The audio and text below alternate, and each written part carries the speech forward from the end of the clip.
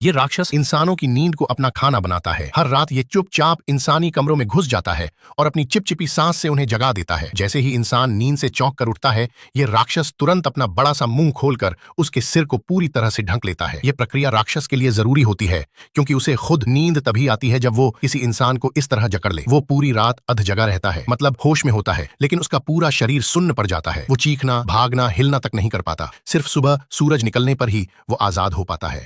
एक दिन एक आदमी घबराया हुआ एक होटल में दाखिल होता है। उसके हाथ में एक बंधा हुआ पार्सल है जिसे वो बहुत संभाल कर पकड़े हुए है। जैसे ही वो कमरे में पहुंचता है, वो फौरन दरवाजा बंद करके लॉक कर देता है। होटल के कॉरिडोर के कोने में एक अजीब भेड़िए जैसा सिर वाला प्राणी छिपा था और वो आदमी को लगातार घूर रहा था। आदमी उस पैकेट से बहुत सारी लोहे की चेनें निकालता है और उनसे खिड़कियों को जकड़ देता है, मानो वो किसी राक्षस को रोकना चाहता हो। उसके बाद वो पूरे कमरे की तलाशी लेता है, हर कोना, यहाँ तक कि बिस्तर के नीचे भी। जब वो पूरी तरह संतुष्ट हो जाता है कि कोई अंदर नहीं है, तब जाकर वह एक हथौड़ा लेकर सो जाता है। सोते ही एक काली परछाई उसके सामने से गुजरती है। फिर एक हरी धुआं जैसी गैस कमरे में फैल जाती है। वो आदमी चौंक कर उठता है, लेकिन इस बार भी उसका शरीर हिल नहीं पा रहा। वो बस डर से आंखें फाड़े देखता है कि वो राक्षस धीरे धीरे उसकी ओर बढ़ रहा है। जैसे ही सूरज निकला, उसकी हालत सामान्य हुई, मगर वो टूट चुका था। उसकी आंखों से साफ दिख रहा था कि वो रात उसके लिए किसी डरावने सपने से कम नहीं थी। दरवाजे, खिड़कियों पर एक भी खरोंच नहीं आई थी, यानी वो राक्षस बिना कोई नुकसान किए अंदर आ गया था। और ये पहली बार नहीं था। अब लगातार कई रातों की नींद हराम और इसी तरह के अनुभवों ने उस आदमी की मानसिक हालत बिगाड़ दी थी। वो लगभग